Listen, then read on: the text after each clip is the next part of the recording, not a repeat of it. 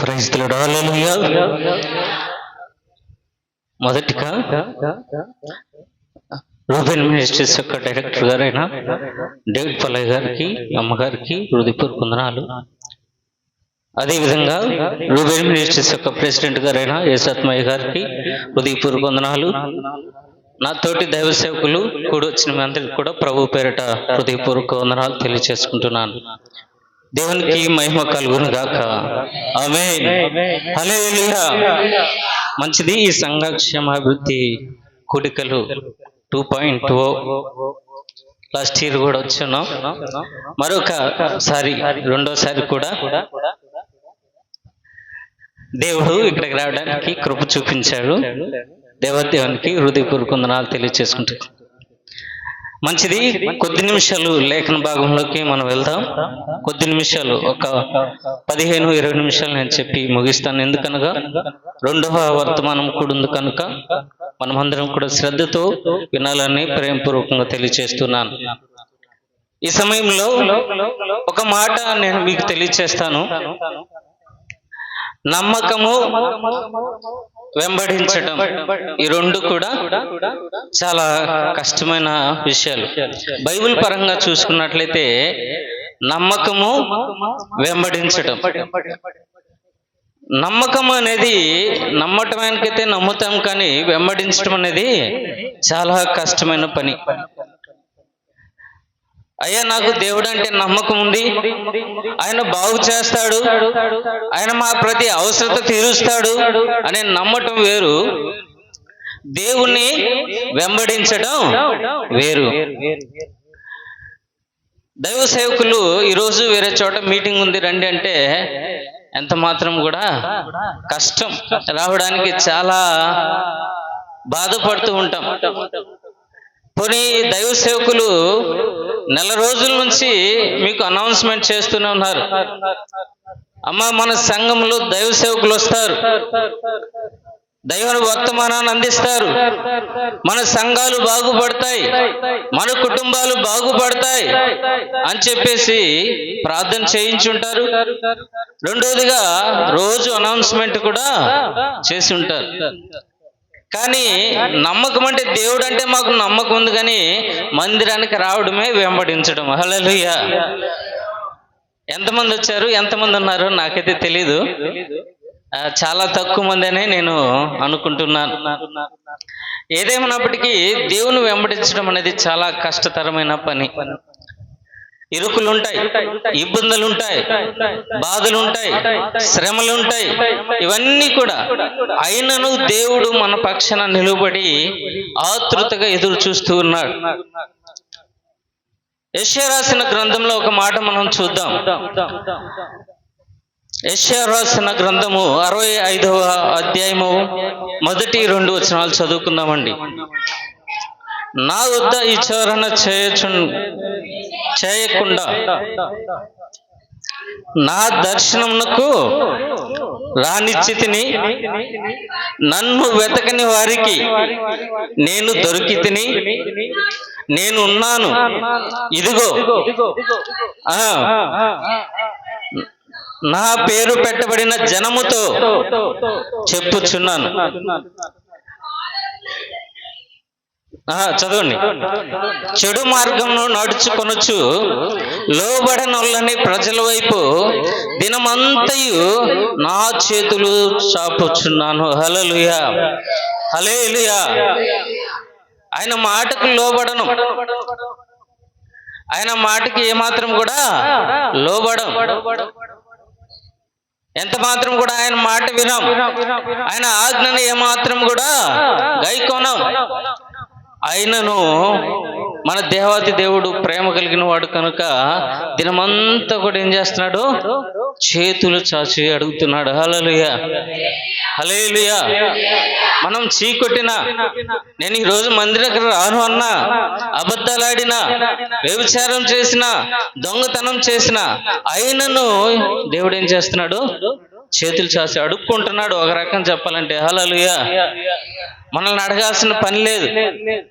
ఈ యొక్క ప్రవచనము ఇశ్రాయేల్ జనాంగంతో చెప్తున్నాడు, ఇశ్రాయేల్తో మాట్లాడుతున్నాడు. వారి కోసం వచ్చాడు దేవుడు.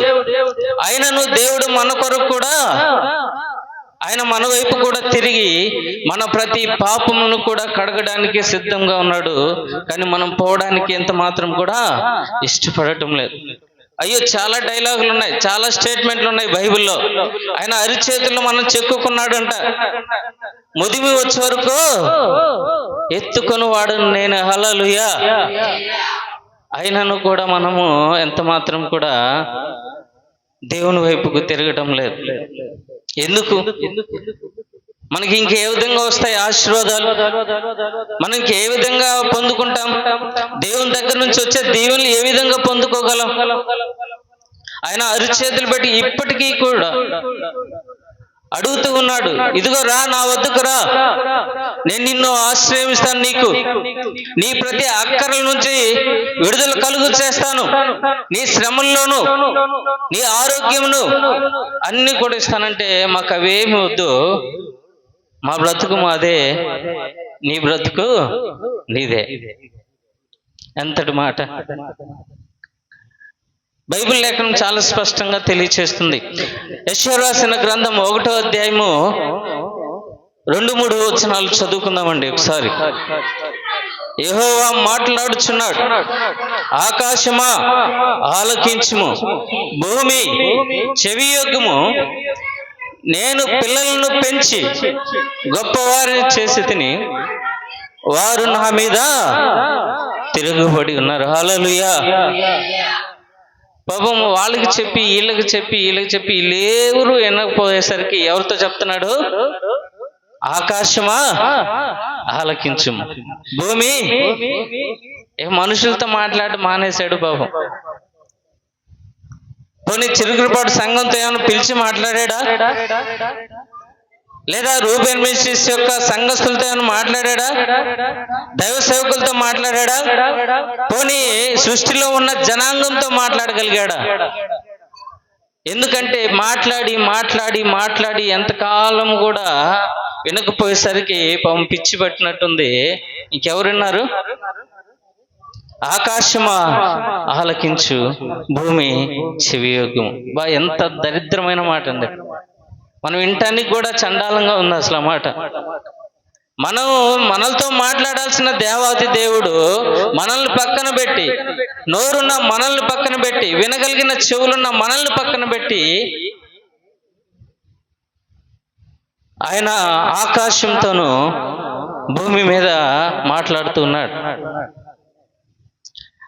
రేపటి రోజున అవే మన మీద సాక్ష్యాలు, అవే మనకు సాక్ష్యంగా నిలుస్తాయి. రేపు నీ తల్లిదండ్రులు నీ మీద సాక్ష్యం పలకరు, నీ సంఘస్థులు పలకరు, నీ దైవ సేవకులు పలకరు, కానీ నీ మీద సాక్ష్యం పలికేది అదే.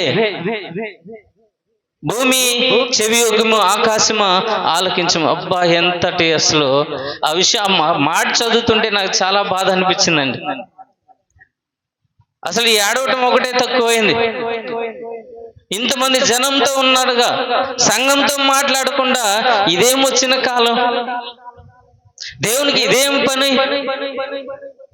ఎన్నోసార్లు ఆయన అరిచేతిలో చెక్కుకున్నాడంట నిన్ను. ఎందుకు? పోనీ ముదిమి వచ్చే వరకు ఎత్తుకొని ముద్దాడాడంట.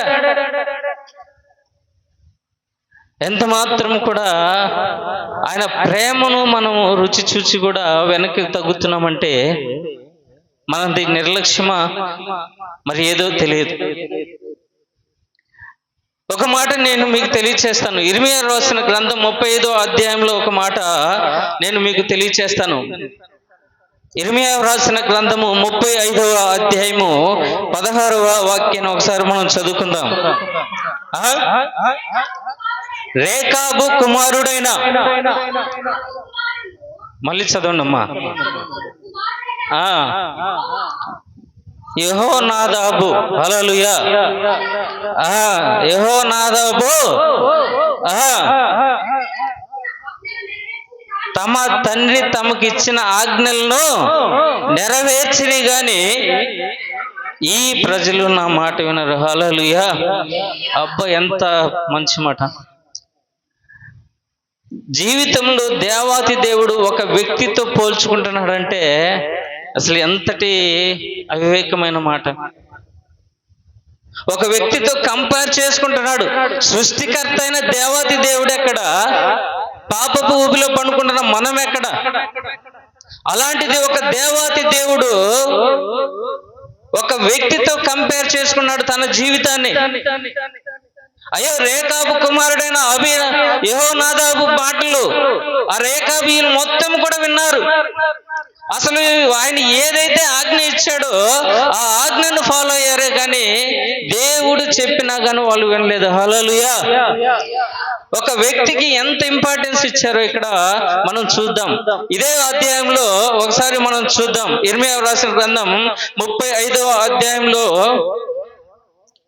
నేను కొన్ని మాటలు మీకు తెలియచేస్తాను. అక్కడ దేవుడు వారితో మాట్లాడుతున్న విషయం ఏంటంటే, ఇర్మీయా ప్రవక్త ద్వారా ఆయనకి ప్రత్యక్షమై ఒక మాట తెలియచేస్తాడు. ఇదిగో నువ్వు వెళ్ళు, రేకాబీలందరిని కూడా తీసుకొని రా, వాళ్ళందరిని కూడా తీసుకొని వచ్చి మందిరం పై గదిలో కూర్చోబెట్టి నేను నీకే ఏదైతే ఆజ్ఞాపిస్తానో అది వారితో చెయ్యి అని చెప్పేసి అనగా ఇక్కడ ఒక మాట మనకు తెలియజేస్తున్నాడు. చూడండి, 4వ వచనం ఒక మాట చదువుదామండి. యెహోవా మందిరంలో దైవజనుడకు ఇగ్దల్య కుమారుడైన హనాను కుమారుల అది రాజుల గది సమీపమున ద్వారపాలకుడును షల్లూమును కుమారుడునైన మయాసయ గదికి పైగా ఉండెను. నేను రేకాబీలు ఎదుట ద్రాక్ష రసముతో నిండిన పాత్రను గిన్నెలను పెట్టి ద్రాక్ష రసము త్రాగుడని వారితో చెప్పగా, వారు మా పితరులకు రేకాబు కుమారుడైన యెహోనాదాబు మీరైనను మీ సంతతి వారైనను ఎప్పుడునూ ద్రాక్ష రసము త్రాగకూడదని మాకు ఆజ్ఞాపించును గనుక మేము ద్రాక్ష రసము త్రాగము. హల్లెలూయా. ఇక్కడ ఎవరండి? రోజు కూడా దినమెల్లా ఆయన చేతులు చాచి అడుగుతున్నాడంట. రోజు ఆయనతో మాట్లాడుతున్నాడు. రోజు ఆయనతో దేవుడు మనతో మాట్లాడుతున్నాడు. ఆయన మాట్లాడటం కాదు కానీ ప్రవక్తలను కూడా పంపించాడంట. ఏం లాభం? ఏమైనా ఉపయోగం ఉందా? దేవుడు ఆదాముతో మాట్లాడుతున్నాడు రోజు. ఆదాము ఏమైనా విన్నాడా? ఏమాత్రం కూడా లేదు. ఆదాము, నేను తినవద్దన్న పండు నువ్వు ఎందుకు తిన్నావు? నువ్వే కదా ప్రభువా చేసింది ఈ స్త్రీని, ఏమో నన్ను మోసపరిచింది, నేనేం చేయమంటావు? అమ్మా స్త్రీ, నువ్వెందుకు చేసావు ఈ పని అంటే, నేనేం చేశాను ప్రభా, నువ్వు సాతాను తీసుకొచ్చి ఇక్కడ పెట్టావు కదా, సాతాను మాటలకు నేను లోబడ్డాను, నేనేం చేసేది? ఈ లోకము మర్యాదలతో మనము కాలక్షేపం చేస్తున్నాం. దేవాది దేవుడు మనం ఇప్పటికీ కూడా తన చేతులు చాచి అడుగుతున్నాడు. ఇదిగో రా, నా చెంతకు చేరు, నీకు సమస్తం అనుగ్రహిస్తానని చెప్పేసి దేవుడు తెలియచేస్తున్నాడు. కీర్తనలు 2వ అధ్యాయంలో ఒక మాట తెలియచేస్తున్నాడు. ఇదిగో అడుగుము, నేను నీకు సమస్తమును నీకు స్వాస్థ్యముగా ఇచ్చేద్దును అన్నాడు. హల్లెలూయా. మొత్తము నీకు ఇచ్చేస్తాను స్వాస్థ్యంగా, నువ్వు ఏలుకో. ఇవేమి మాకొద్దు కానీ మాకు మా మాటలు. ఒకసారి నాకు పెళ్ళైన కొత్తలో 1 నెల అవుతుంది. 1 నెల అవుతున్న సమయంలో ఉదయాన్నే 5:30 గంటలకు మా పెదనాన్నగారు ఫోన్ చేశారు. ఉదయాన్నే లేచి, రే బైబిల్ తీ అన్నాడు. ఏంద్రా ఈరోజు పొద్దునే నాకు ఏంద్ర టార్చర్ అనుకున్నా. ఉదయాన్నే 5:30కు లేపి బైబిల్ తీపిచ్చాడు. ఆదికాండం 2వ అధ్యాయం 24వ వచనం చదువురా అన్నాడు. ఒకమారి చదవండి.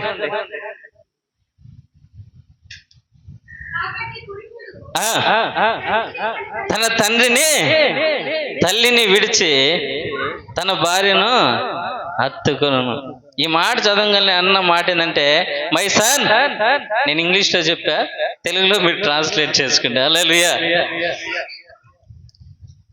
అరే నీకు అనవసరంగా పెళ్లి చేశాం కదరా, నీకు చేసి నాకు ఇంతవరకు 4 రోజులు అవుతుంది కానీ ఒక ఫోన్ చేసి కానీ ఈ ముసలోడు ఎట్టున్నాడు, ఏం చేస్తున్నాడు, ఏందు, ఇవేమీ లేదు, పెళ్లి చేసి తప్పు చేశాను అన్నాడు. హల్లెలూయా.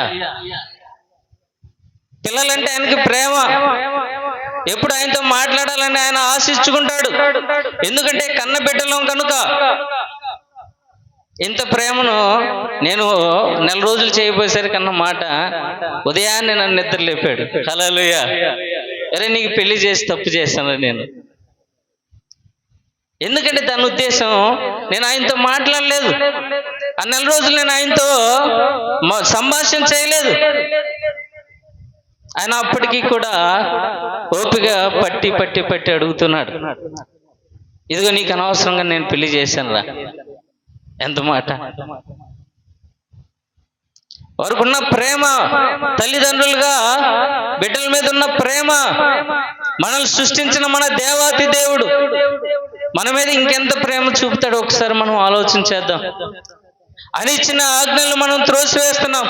ఇక్కడ రేఖాబీయులు మాత్రం తన యొక్క నాయకుడు, ఒక మనిషి చెప్పిన మాట, ఆజ్ఞ, ఇదిగో నీవు కానీ మీ పితరులు కానీ ద్రాక్షరసం ఎన్నటికీ త్రాగకూడదంటే సాక్షాత్తు ఇర్మియా ప్రవక్త తీసుకొచ్చి ద్రాక్షరసం పెట్టగా, ఇదిగో మా నాయకుడు తాగొద్దన్నాడు, మేము ద్రాక్షరసము త్రాగము. హల్లెలూయా.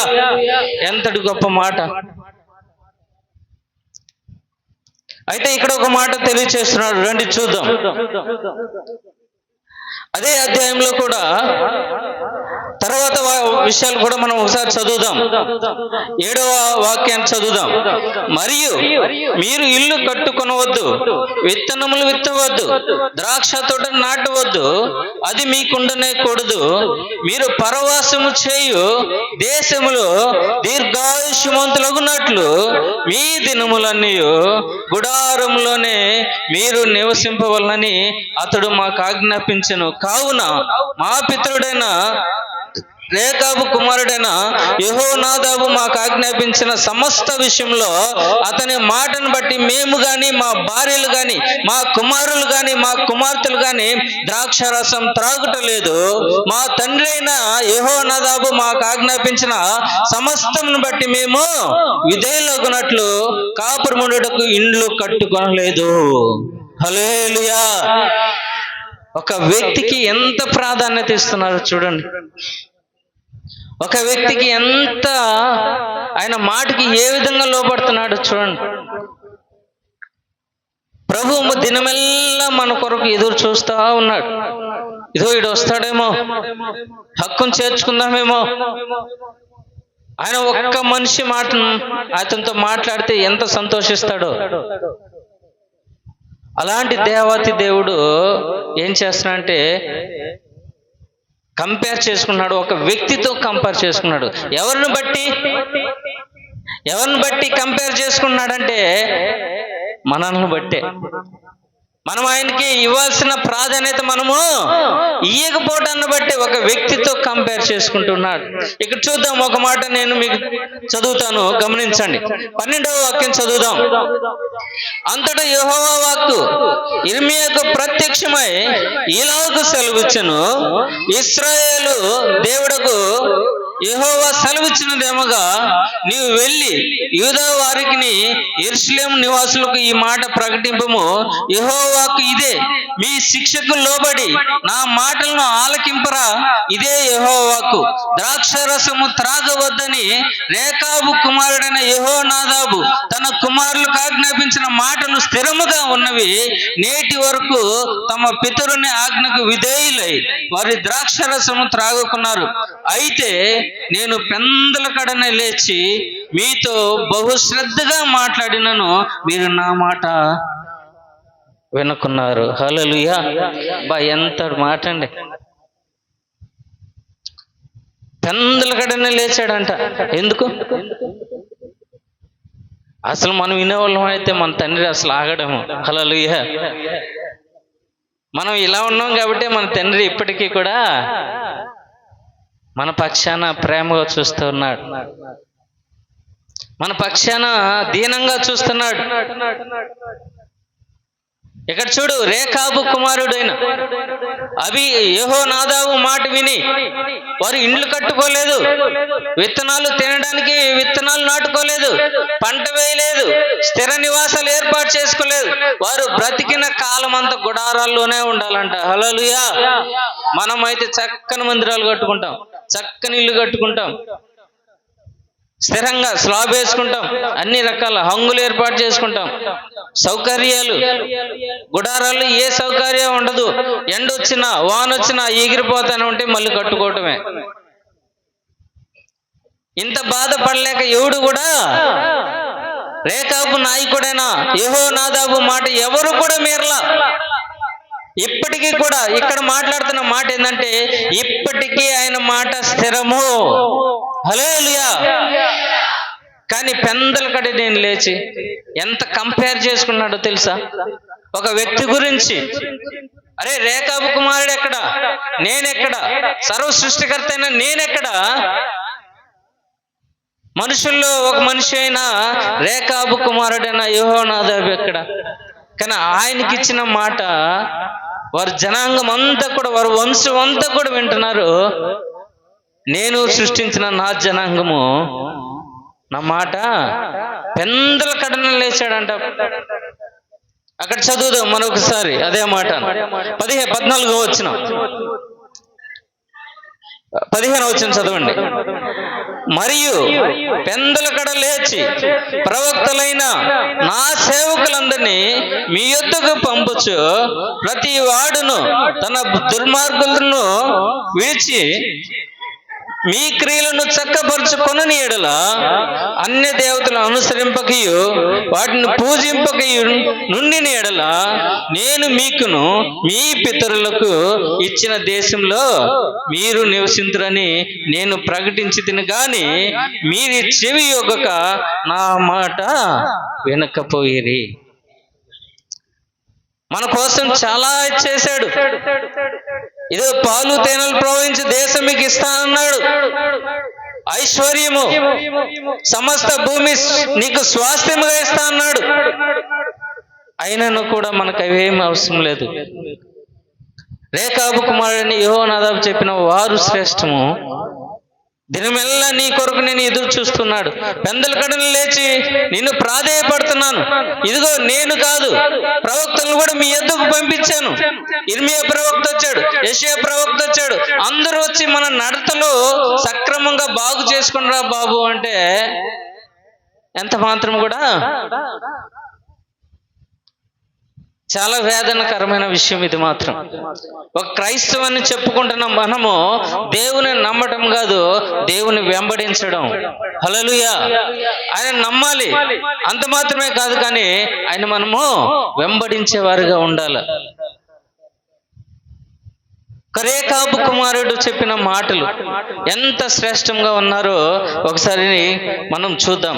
కింద ఒక మాట నేను చదువుతాను, 18, 19 వాక్యాలు కూడా ఒక మాట చదువుదాం. మరియు ఇర్మియా రేకాబును చూసి ఇట్లా, నేను ఇశ్రాయేలు దేవుడును సైన్యములకు అధిపతియగు యెహోవా ఇలాగు సెలవిచ్చుచున్నాడు, మీరు మీ తండ్రి అయిన యెహోనాదాబు ఆజ్ఞకు విధేయులై అతని విధులన్నిటినీ గైకొని అతడు మీకు ఆజ్ఞాపించిన సమస్తమును అనుసరించుచున్నారు.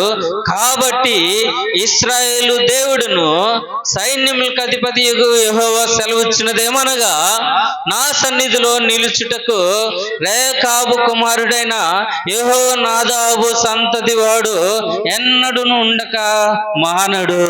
హల్లెలూయా, హల్లెలూయా. ఫస్ట్ టైం దేవుని నమ్మకుండా తన నాయకుని నమ్మిన వారిని తన చెంత పెట్టుకున్నాడు. హల్లెలూయా. ఫస్ట్ టైం దేవుడు, ఇదిగో ప్రభు నన్ను రక్షించు, నన్ను కాపాడు అన్న వాడిని దగ్గర పెట్టుకున్నాడు. కానీ దేవునికి దూరంగా ఇర్మియాను పంపించారు, ఇదిగో ద్రాక్ష రసం త్రాగు. ఇశ్రాయేల్కు బుద్ధి రావాలనే చేశాడు. కానీ వాళ్ళ దగ్గర ఏమన్నా ద్రాక్ష రసం ఎక్కువైందని రేకాబులకు వాళ్ళకి ఇస్తున్నాడా? ఎంత మాత్రం కూడా కాదు. వాళ్ళ దగ్గర ఏమన్నా పుష్కలంగా ద్రాక్షరసం ఉందా? ఎందుకు చేస్తున్నాడంటే ఇశ్రాయేలుకు సిగ్గు రావాలని చెప్పేసి. హల్లెలూయా. ఇశ్రాయేలు తెలుసుకుంటారు, ఇశ్రాయేలు తమ తప్పులను తెలుసుకుంటారని చెప్పేసి దేవాది దేవుడు ఇర్మియాను, రేకాబి వంశస్థులు అందరిని కూడా ఒక గదిలోకి తీసుకెళ్లి ద్రాక్షరసం త్రాగమంటే వాళ్ళు చెప్పిన ఒకటే ఒక మాట, మా నాయకుడు చెప్పాడు మేము త్రాగము. ఇదిగోనమ్మా దేవుని ఈరోజు ఉపవాసం ఉండి చేయండి ప్రార్థన అంటే బాగా దిట్టంగా దీన్ని వచ్చేస్తుంటారు మందిరానికి. హల్లెలూయా. చక్కగా నిద్రపోతూ ఉంటారు. దేవుడు రాకడ అతి సమీపంలో ఉంది. దేవుడు మాత్రం చూస్తూ ఇంతవరకు కూడా సహించి ఊరుకున్నాడు. ఇదిగో మనల్ని శ్రమలు పాలు చేస్తే మన బ్రతుకులు చాలా దీనంగా వెళ్ళిపోతాయి. ఎవరి కుటుంబంలో కూడా సంతోషం లేదు, ఎవరి కుటుంబంలో ఆనందం లేదు, ఎవరి కుటుంబంలో కూడా ఆరోగ్యవంతులు లేరు. ఎందుకంటే దేవాది దేవుణ్ణి మనము వెంబడించకపోవడమే. రేకాబు వంశీయులు యెహోనాదాబు చెప్పిన మాట వినడం ద్వారా దేవుని దృష్టికి వాళ్ళు చాలా విలువైన వారుగా కనపడ్డారు. హల్లెలూయా. ఫస్ట్ టైం ఒక మనిషిని మెచ్చుకున్నాడు దేవాది దేవుడు. వారి వంశాన్ని అంతటిని కూడా తన దృష్టికి పెట్టుకున్నాడు. కానీ ఎల్లవేళలా మన కొడుకు పెందల కడ లేచి మన ఎద్దకు వస్తే మనం ఆయన్ని త్రోసివేశాం. ఎంతటి మాట. ఆలోచించేద్దాం. మన కుటుంబాలు బాగుపడట్లేదంటే మనం చేసే క్రియలు సరిగా లేవని ఆలోచన చేసుకోవాలి. ఇంకా ఎంతో కాలం లేదు. దక్షిణ కొరియా ఒక శాస్త్రవేత్త ఒక మాట తెలియచేశాడు. యంగ్ హుంగ్ కిమ్ అనే అతను ప్రపంచంలోనే మేధావుల్లో ఒక మేధావి, ఐన్స్టీన్ కన్నా మేధావి. ఆయన యొక్క ఐక్యూ పవర్, ఇంటెలిజెంట్ కోషెంట్ యొక్క పవర్ ఎంత అంటే 276. హల్లెలూయా. 160 ఐన్స్టీన్ యొక్క ఐక్యూ లెవెల్. అలాంటిది ఒక వ్యక్తి యొక్క ఐక్యూ లెవెల్ 276. ఐన్స్టీన్నే మనం గొప్పగా చూస్తూ ఉంటాం. అలాంటిది అతని కన్నా 100 మార్కులు ఎక్కువ ఉన్న ఒక వ్యక్తి తెలియచేస్తున్న మాట ఏంటంటే ఈ తరంలోనే మనం దేవుణ్ణి చూస్తాం. హల్లెలూయా. ఈ తరంలోనే దేవుని యొక్క ప్రవచనాలు త్వరగా జరిగిపోతున్నాయి. ఈ మధ్య కాలం చూస్తుంటే ఇరాన్ మీద అనేక దాడులు. ఇరాన్ కూడా తన యొక్క స్థితిని మార్చుకుంటుంది, ఆర్థికంగా బలపరుచుకుంటుంది, కూడగట్టుకున్నది. తన యొక్క స్నేహ బంధాలన్నింటినీ కూడా కూడగట్టుకుంటుంది. ఒకవేళ కానీ 3వ ప్రపంచ యుద్ధమే కానీ వచ్చినట్లయితే దేవుని యొక్క రాకడ ఎంతో దూరంలో లేదు. హల్లెలూయా. హల్లెలూయా. ఇశ్రాయేల్ ప్రజలు చెప్తున్నారు, ఇశ్రాయేల్ దేశం చెప్తుంది మేము 3 గంటల్లోనే యెరూషలేం దేవాలయాన్ని నిర్మించగలం. 3 గంటలంటే మా బహుశా 180 నిమిషాలు మాత్రమే. ఒక 180 నిమిషాలు దేవుని యొక్క మందిరంగానైతే దేవుని యొక్క రాకడ తక్షణమే జరుగుతుంది. హల్లెలూయా. ఇదిగో మేము తర్వాత మారుతాంలే, 7 సంవత్సరాల శ్రమల కాలంలో మేము మారుతాం, శ్రమలైనా భరిస్తాం, శ్రమలైనా తట్టుకొని నిలబడతామంటే ఎంత మాత్రం కూడా అవకాశము లేదు. నీకు 7 సంవత్సరాలు కఠినమైన శ్రమలు వస్తాయి, భూప్రపంచం మీద తెగుళ్ళు వస్తాయి, చావాలని పరిగెత్తినా కానీ చావు మీ దగ్గరకు రాదు. అలాంటి పరిస్థితిలో నువ్వు ఏ విధంగా మళ్ళీ తిరిగి దేవునికి నమ్మకంగా జీవిస్తావు? నువ్వు క్రయ విక్రయాలు చేయాలన్నా, నువ్వు తిండి సంపాదించుకోవాలన్నా కానీ నువ్వు ఆ యొక్క క్రీస్తు విరోధి యొక్క ముద్రగా నీవు వేసుకుంటేనే తప్ప నీకు క్రయ విక్రయాలు ఉండవు. తినడానికి తిండి ఉండదు. నీ ఆకలి బాధ నీ చేత మళ్ళీ తిరిగి తప్పు చేస్తుంది. అంత మాత్రమే కాదు, నేను ఒక మాట మీకు తెలియచేస్తాను.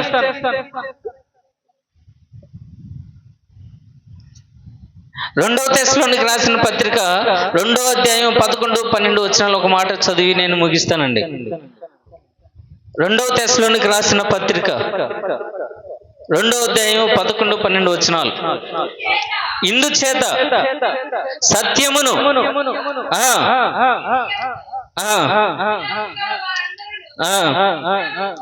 శిక్షా విధి పొందుటకై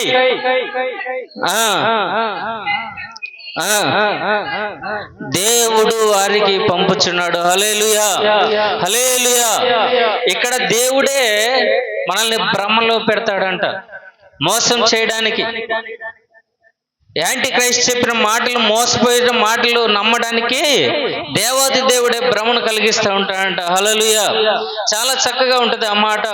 నేను చదివినప్పుడు చాలా ఎంతగానో నేను ఆ మాటకు చాలా ఇదైపోయాను. ఇందుచేత సత్యమును నమ్మక దుర్నీతి యందు అభిలాషకు వారందరూ శిక్షా విధి పొందుటకే అబద్ధమును నమ్మునట్లు మోసం చేసే శక్తిని దేవుడే వారికి పంపుచున్నాడు. హల్లెలూయా.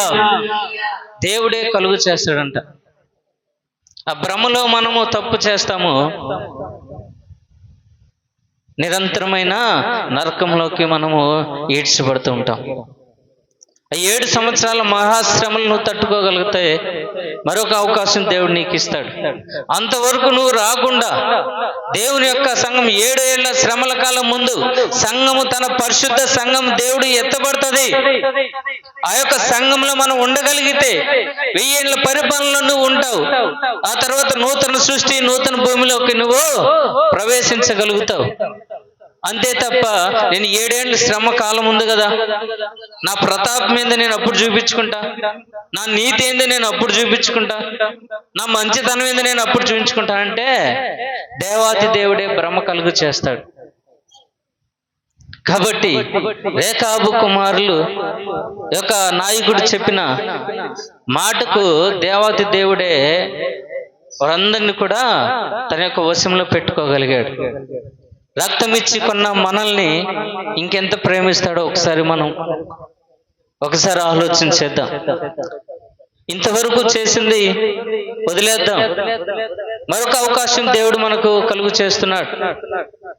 ఒకవేళ ఇప్పుడు కానీ నువ్వు దేవుని దగ్గరికి రాగలిగితే, దేవుని దగ్గరికి నువ్వు కానీ నిలవగలిగితే దేవుని సన్నిధిలో దేవుడు తన నిత్య రాజ్య మహిమకు మనల్ని వారసులుగా చేస్తాడు. కనుక అటు దీవెన ఆశీర్వాదాలు మనం పొందుకోవాలని చెప్పేసి తెలియచేస్తూ ఈ మాటలు నేను ముగిస్తున్నాను. దేవుడు ఈ మాటలు తన వెనుకలో దీవించి ఆశీర్వదించును గాక. ఆమేన్. హల్లెలూయా. అవకాశం ఇచ్చిన దైవ సేవకులకి వందనాలు.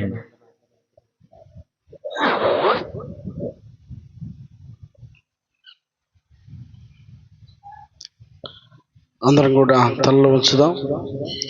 ఇప్పటి వరకు చక్కటి దేవుని మాటలు, రాకడి దినాలు సమీపిస్తూ ఉన్నాయి. పరిస్థితులన్నీ కూడా మార్పులు కనపడతా ఉన్నాయి. కనుక వాక్యము నెరవేర్చబడేటువంటి దినాలు ముందు కొనసాగుతూ ఉండగా భ్రమపరిచేటువంటి ఆత్మ దేవుని మీద ఆసక్తిని కోల్పోయేటట్లుగా చేస్తూ ఉందని ఎరిగి మనకు మనమే పురుకొల్పబడిన వారమై, ఇదిగో దేవుని రాకడలో మనం ఎత్తబడేటువంటి వ్యక్తులుగా ఉండు నిమిత్తమై దేవుడు పిలిచినటువంటి పిలుపును, అలాగే దేవుడు మన కొరకై తన చేతులు చాపి దినమెల్లా ఎదురు చూస్తూ ఉండగా ఆయన హక్కున చేర్చబడేటువంటి వ్యక్తులమై ఉండినట్లుగా ఈ రాత్రి వేళ రేకాబీ వంశస్థులు ఏ విధంగా అయితే తమ నాయకుని యొక్క మాటను వింటూ ఆసక్తి చూపించారో, ఇశ్రాయేలీయులు ఆయన ఎంత ప్రేమ చూపినా కూడా ఆ ప్రేమను అర్థం చేసుకోలేకపోయారు. ఆ రేకాబీ వంశస్థులకు ఆయన ఆశ్రయాన్ని ఇవ్వడానికి ఇష్టపడ్డాడు. ఈ రాత్రికాల సమయంలో పిలిచినటువంటి నిన్ను, ఎన్నుకున్న నిన్ను, ఆయన సన్నిధిలో ఉన్నానన్న ఆలోచనతో కొనసాగుతున్నటువంటి నీవు ఎంతవరకు ఆయన మాటకు విధేయత చూపిస్తూ ఉన్నావు? ఎంతవరకు ఆయన మాటను నీవు నెరవేర్చడానికి ఇష్టపడతా ఉన్నావు? ఎంతవరకు ఆయన పని పట్ల నువ్వు శ్రద్ధ కలిగి ఉన్నావు? ఈ రాత్రి వేళ జ్ఞాపకం చేసుకుని సరిదిద్దుకొని చక్కటి మార్గంలో మరలా తిరిగి మనం ముందు కొనసాగడానికి దేవుడు మనకిచ్చినటువంటి అవకాశం. ప్రార్థన చేసుకుందాం. ప్రార్థనలోకి విద్దాం. మన ప్రియులు తిమోతి గారు ప్రార్థన చేయాలని ప్రభుపేట తెలియపరుస్తూ ఉన్నాను. ప్రార్థన చేసుకుందాం. ప్రేమ కలిగిన తండ్రి, కృప కలిగిన మా యేసు ప్రభువా, మీకు వందనాలు, స్తోత్రం చెల్లిస్తున్నాము నాయనా. ఈ రాత్రి కాలంలో ప్రభువా నీ స్తోత్రము దాసులు నిలబెట్టి చక్కని సందేశాన్ని ఇచ్చావు ప్రభు, నీ స్తోత్రం. మీరు రాబోతున్నారు ప్రభు, రెండవ రాకడలో మేమందరం పరిశుద్ధ సంఘముగా వెత్తబడటానికి నీ కృప దయచేయండి తండ్రి, స్తోత్రం. నీ మాట విని నీకు లోబడి జీవించి కృప ప్రతి బిడ్డకు దయచేయమని ప్రార్థిస్తున్నాం ప్రభువా. ఆదామును పిలిచినప్పుడు ఆదాము మాట వినక తండ్రి నాయన భ్రష్టుడైపోయినాడు ప్రభువా. అయితే తండ్రి ప్రభు, నీ మాట విన్న అబ్రహామును దీవించినావన్న తండ్రి, అలాంటి జీవితాలు ప్రతి ఒక్క బిడ్డకు మీరు దయచేయమని, రెండవ వర్తమానం అందించబోతున్న దాసులు మీ సిలుచట మరుగుపరచుకోమని యేసు పరిశుద్ధ నామములో అడిగి వేడుకుంటున్నామా పరమ తండ్రి, ఆమేన్. మంచిది. ఈ సమయంలో స్థానిక దైవజనుల్ని ప్రేమపూర్వకంగా ఆహ్వానిస్తూ ఉన్నా. అలాగే రెండవ వర్తమానాన్ని అందించడానికి దైవజనులు చదువుపాడులో దేవుని పరిచయం చేస్తున్నటువంటి నెహెమ్యా గారిని ప్రేమపూర్వకంగా ఆహ్వానిస్తూ ఉన్నా. అందరం చప్పట్లు కొట్టి హల్లెలూయా. ప్రభువైన యేసుక్రీస్తు నామములో కూడి వచ్చిన మీ అందరికీ నా హృదయపూర్వక వందనాలు. మాకు ఎట్టి అవకాశాన్ని కలగజేసి ప్రతి నెల ఒక్కొక్క స్థలంలో కూడుకోవడానికి కారకులైన మరి మా డైరెక్టర్